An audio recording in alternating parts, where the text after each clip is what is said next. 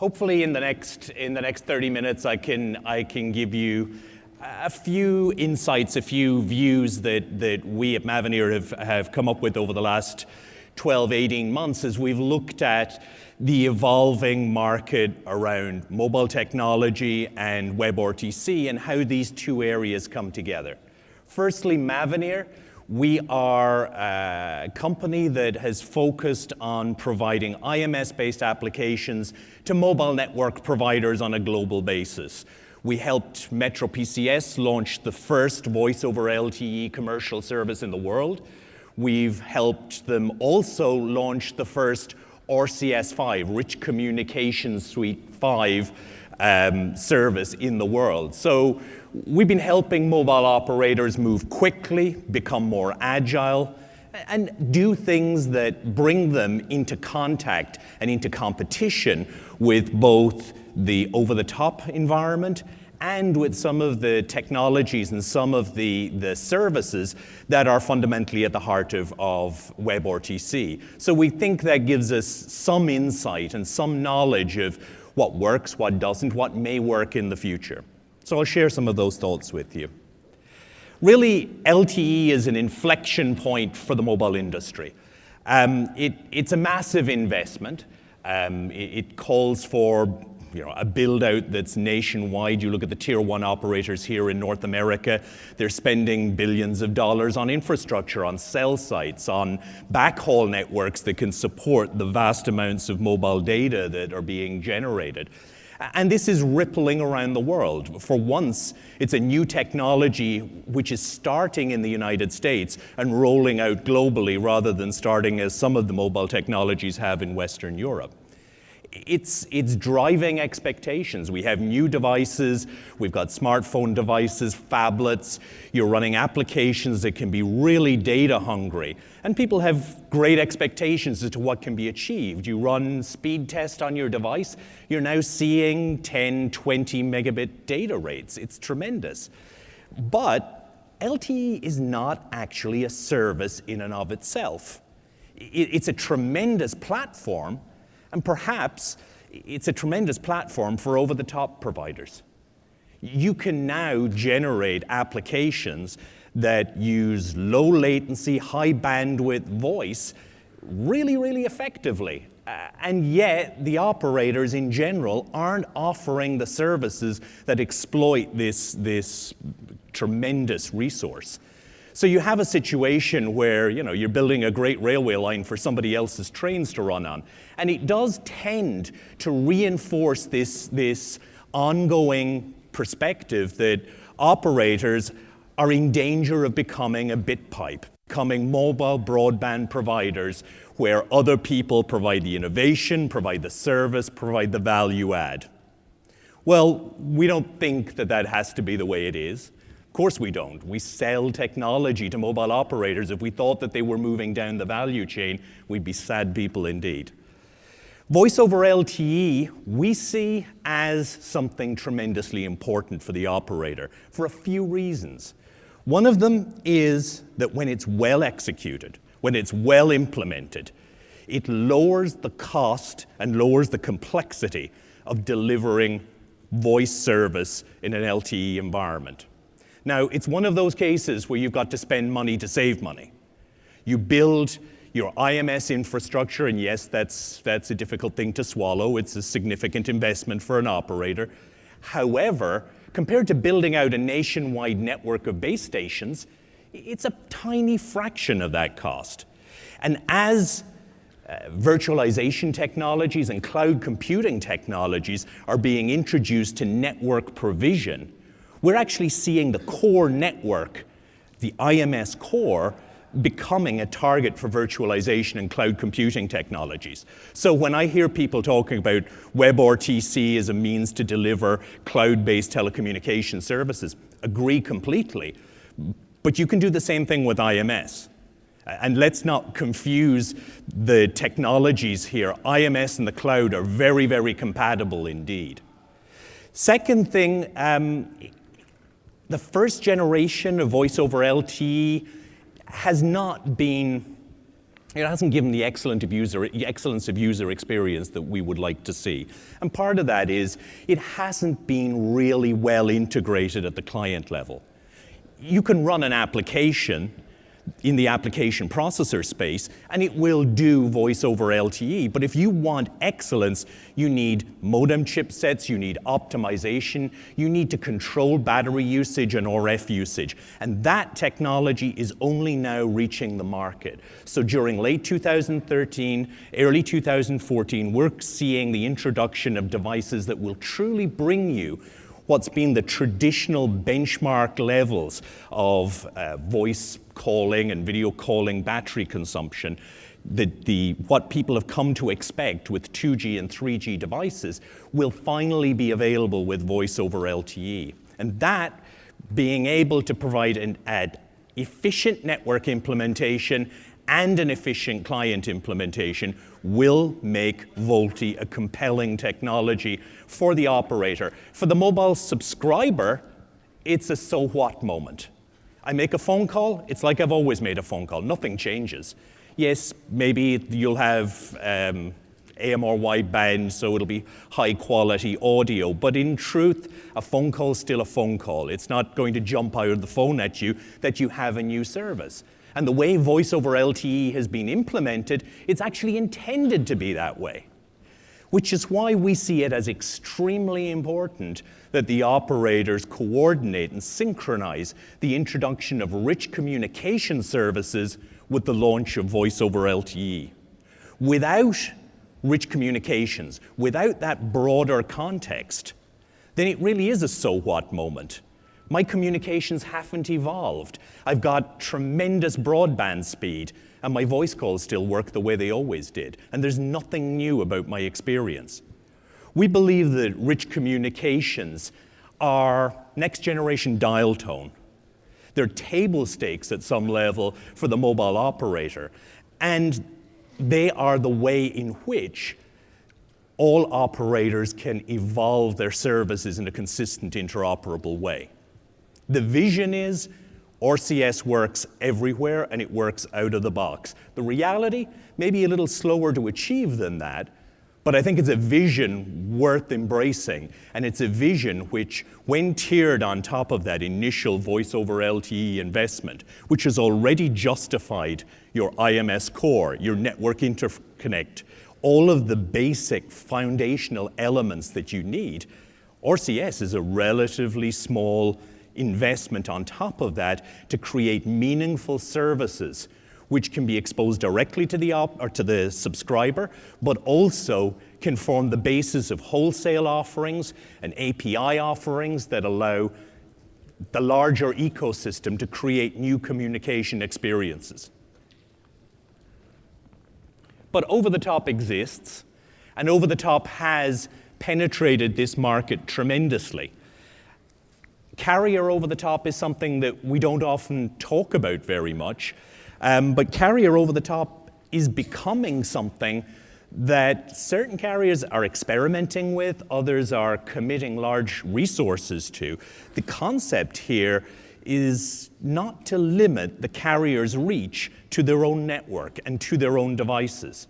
We think this is an extremely important development in the market and something that really sets a direction for the future. Device OTT, we think, is probably the most dangerous thing for the mobile operator, is the thing which is going to impact the mobile operator's business more than anything else. You look at something like iMessage, subscriber never makes a decision to use the over-the-top service, doesn't really know they're using or care that they're using an over-the-top service. But the service goes away from the operator, and the operator loses intimacy and relevance with the customer. This is the type of over-the-top penetration, over-the-top damage that we see operators struggling to find ways to compete with.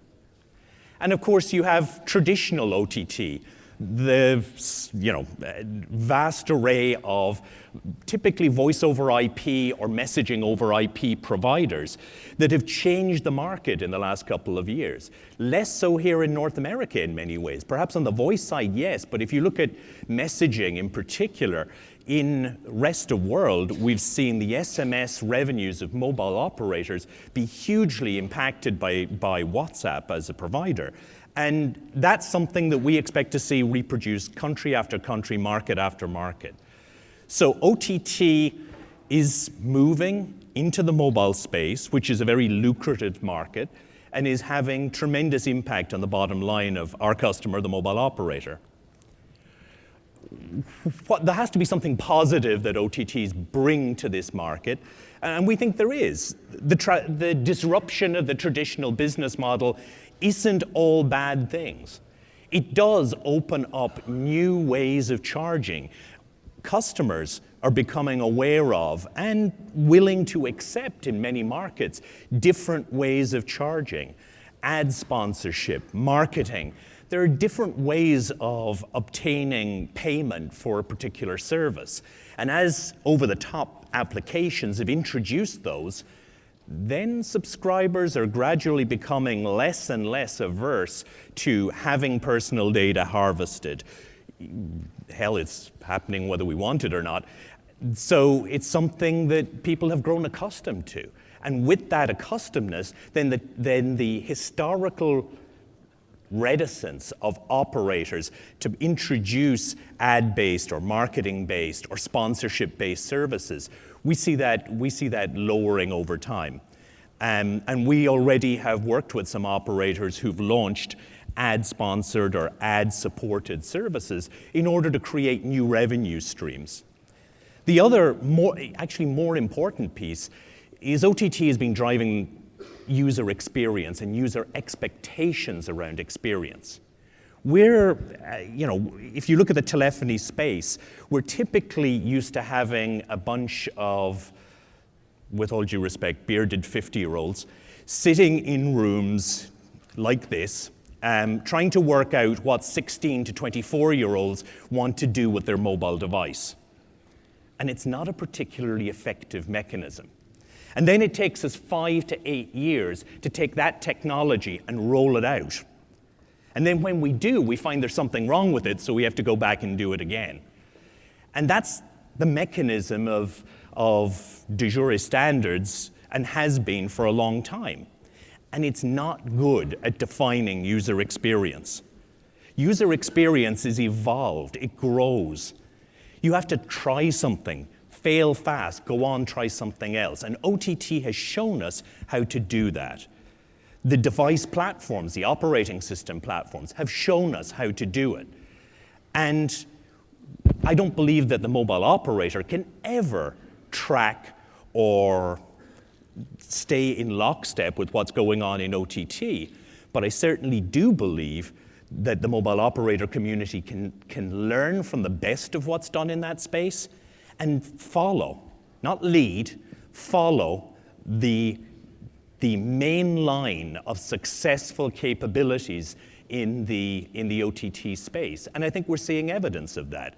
The best of what's in rich communications is learnings from what's gone on in the OTT space. So what's in WebRTC for mobile players? What do we see in it? Well, we think it's got the potential to move the center of gravity from the device players to the service providers. As more of the service can be defined within the network and less of it on the device, then the ability for the operator as a service provider, and as just one service provider, it's a competitive environment now, but the ability for them to create that service and define that service as opposed to it being defined by the device manufacturers increases. We think that this allows the mobile operator to leverage their network assets to have access points anywhere, everywhere, not just where they provide the access technology. An IMS network will allow you to do a wide range of services. voice, video, or only some of it, messaging, presence. There's a whole suite of basic capability services that you can roll out, and there's nothing specific to that technology to tie it to mobile networks or to tie it to LTE technologies. So as the investment has been made, triggered by the LTE build-out, now that can be leveraged across every connected web endpoint. And that's a tremendous change, and it's really taking the OTT model and turning it around, enabling the mobile operator to act as an OTT. Providing consistent user experience. I think this is one of the major challenges for us today, whether it be with what's going on in rich communications. I heard the comment in the earlier session, questioning Apple's willingness or interest in supporting IMS fully and natively on their devices. If we can't reach a point where the telecommunications standards bridge all of these device platforms and create a consistent network user experience, then the mobile operators are going to have to look for their own form of OTT technologies, their own means to deliver that consistent user experience across those platforms. And if WebRTC is a candidate technology to do that, then I think there's an awful lot of interest in having that leverage to, if nothing else, drive people like Apple back to a core of interoperable standards. And this whole idea of opening up what are legitimate endpoints for communication, whether it be in vehicle, whether it be the smart TV, whether it be any of the IP connected devices in your home, having some element of connectivity with a shared identity which is based on the mobile phone number, the most ubiquitous, the most consistent, globally recognized identity that you may have. So the operator opportunity, I think this is really a summary of some things that we've already talked about in earlier sessions. Authorization and authentication, security and privacy. These are things that operators have been doing as part of the core of their business for a long time. They know how to do it, and to a fair extent are trusted to do it today. Identity management, it's not just about a mobile identity, it's about federating identity. And we see operators investing tremendously at the moment in technology to allow federation of identity between the mobile and other online identities. Quality of service, there's a broad and a narrow definition here. Narrowly, in LTE and the LTE network technology, the operator can manage quality of service to guarantee that basic voice communication services always have priority over streaming video services, for instance. And that's tremendously important to maintaining the availability of what's seen as a high-value service. The voice service is seen as critical, as almost a utility. Well, the operator has the ability to do that same thing in terms of quality of service management across a whole set of other services. So you don't necessarily have to limit QoS usage to voice. You can apply the same QoS controls to WebRTC streams if you choose to do so. So we have some options here about how an operator allows WebRTC into the network environment and how it promotes it. And, regulatory engagement. I've heard it said many times that an advantage of the OTTs is that they don't have to engage with regulators. Viber got switched off in Saudi Arabia a couple of weeks ago. I think that's one of the consequences of not engaging with the regulator. The strength that operators have is they've already got those regulatory, they've spent a lot of time, a lot of money putting in place all of the regulatory connections, and they have them there today in each one of the countries that you go to. WebRTC as an access mechanism allows the provider of a service to use those regulatory environments without having to provide them themselves and replicate them. So we think there's some opportunities as well as costs associated with regulation when an operator makes this available as a wholesale service. When I think about use cases, the obvious case here is taking rich communications to the web. And one of the questions I've been asked about this is why does an operator want to do this? If we believe that the mobile device is taking over the world and everyone has a mobile device, is with them all the time, why do you want to put communication services on every device? Well, one part of this is RCS isn't going to grow at the same speed everywhere. I know that there are people in the industry who would like to say, it's available everywhere from, one day in 2014.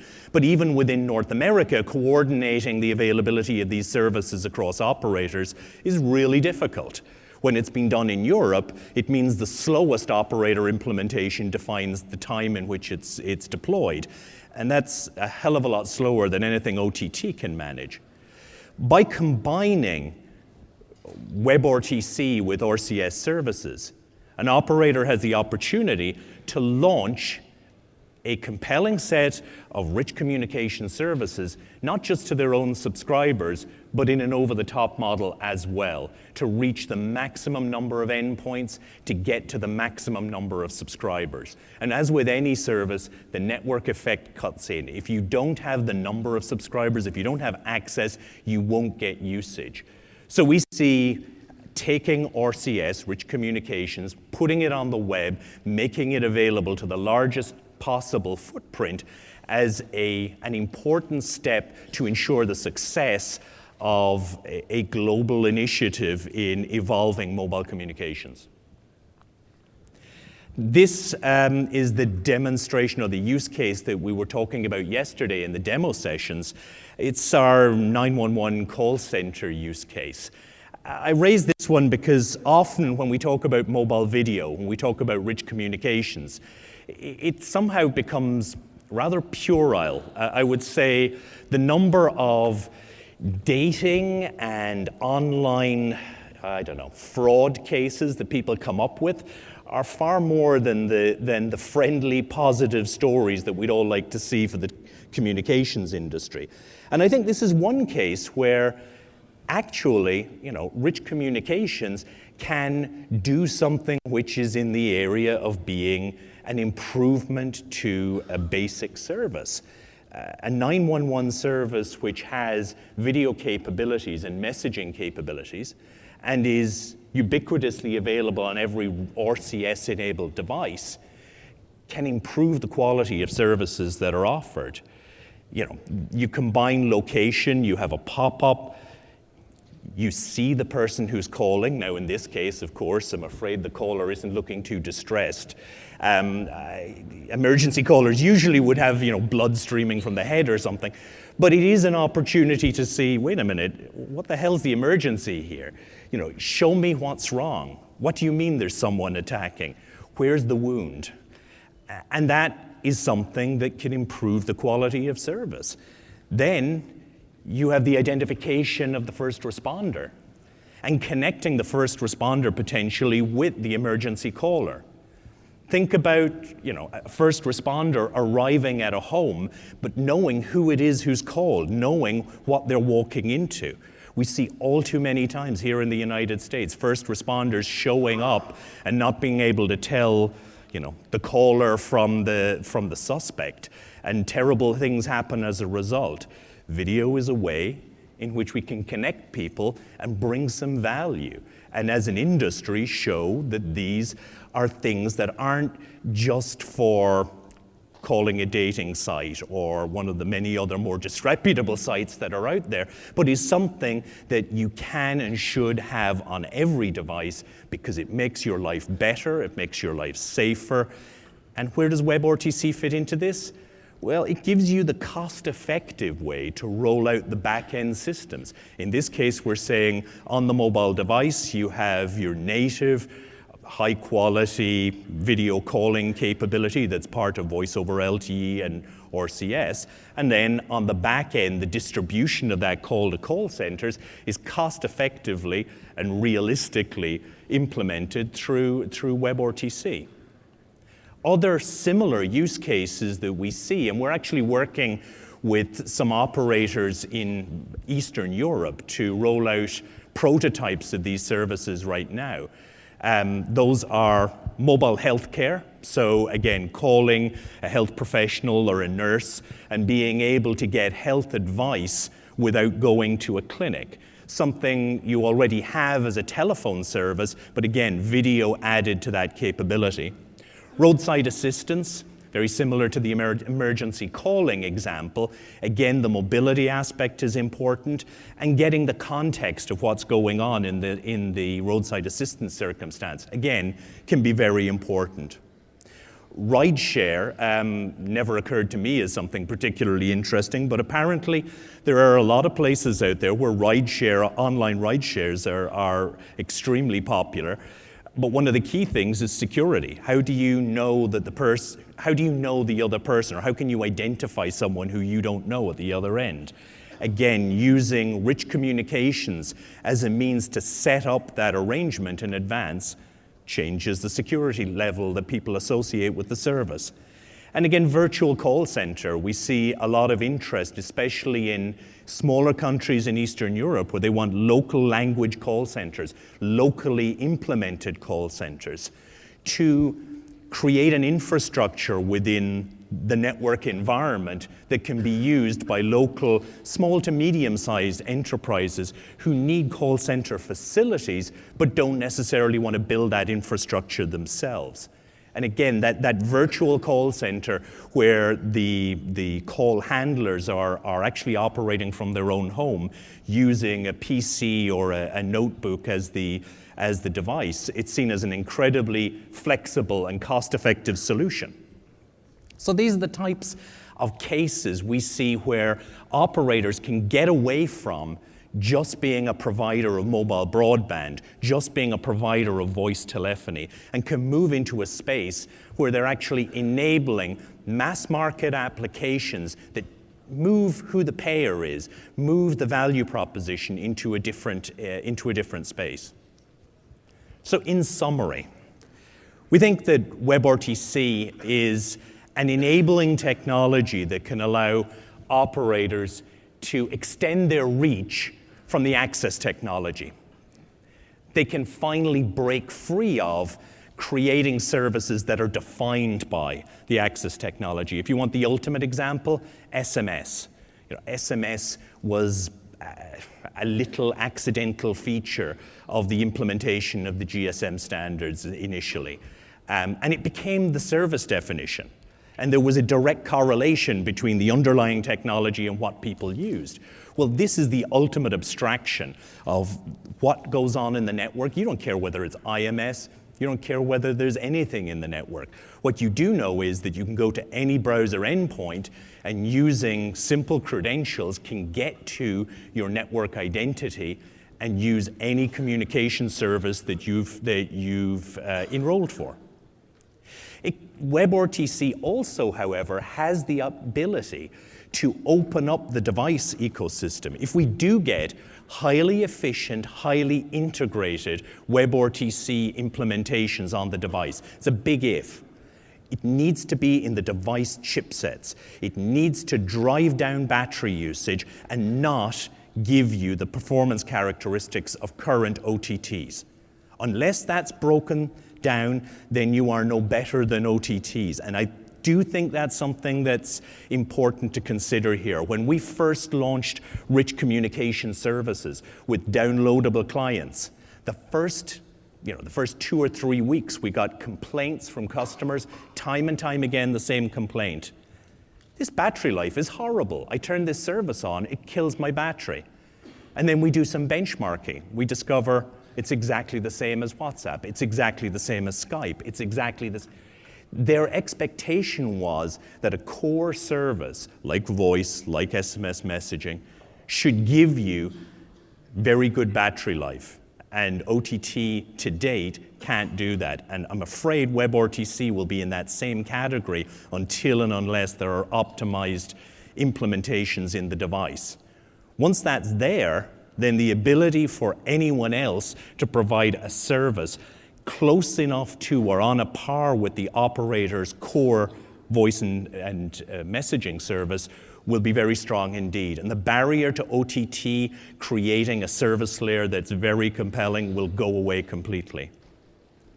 But it's not all bad news. I think it does, WebRTC creates an environment where there can be meaningful cooperation. There should be meaningful cooperation between the OTTs or the service creators who innovate, who take risks, who learn fast and move on, and the operators who can't, who won't move at the same speed. It's not possible because of the framework they work in, because of the service obligations that they work under. So if we can bring the two together, have the operator focus on what they do well, which is large consumer applications and providing an interoperable ecosystem, and then have innovators available to use those white-labeled wholesale services and integrate them into innovative applications. I think you get the best of both worlds. Operators see an increase in their traffic. Innovators focus on creating what's new, not recreating what already exists. And the consumer gets the best of both worlds. They get good performance, they get great battery life, they get ubiquitous presence of their services across all devices. So WebRTC we see as a tremendous enabler. We see it as something that mobile operators around the world, not just in North America, but in every market that we deal with, we see them every day asking us questions about what they can and should be doing with WebRTC. But it's early days, and we've all seen the demos, we've all tried making demos work. It's still reasonably immature, it's not quite ready yet. We have to make sure that we get to the point of having reliable, stable technology that we can take to the market very soon, because expectations are high, there's a great hype curve, and for those of us who've been in telecoms for the past 20 years, we've seen an awful lot of hype curves. We've ridden them up, and then the expectations come along, and we're down the other side of it again. WebRTC is in a great position right now, but we need execution in the next 6 months, I think, in order to move things forward. Anyway, that's all I had to say. Thank you for your time. Hope lunch was good.